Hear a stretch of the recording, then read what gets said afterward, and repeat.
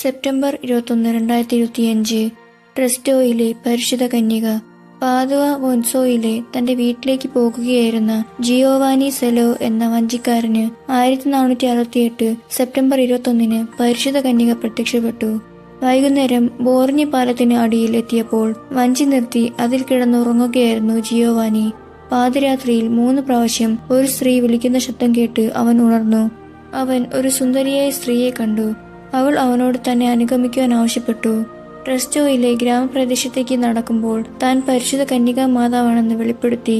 ദൈവദൂഷണം പറയരുതെന്ന് വിലക്കിയ മാതാവ് താൻ ചിത്രീകരിക്കുന്ന വിധത്തിലുള്ള ഒരു പള്ളി ആ സ്ഥലത്ത് പണിയണമെന്ന് ജിയോവാനിയോട് ആവശ്യപ്പെട്ടു.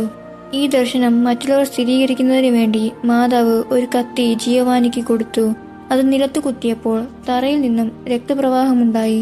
ജിയോവാനി സന്യാസ സഭയിൽ ചേരുകയും പള്ളിയുടെ ചുമതല ആ സഭയെ ഏൽപ്പിക്കുകയും ചെയ്തു.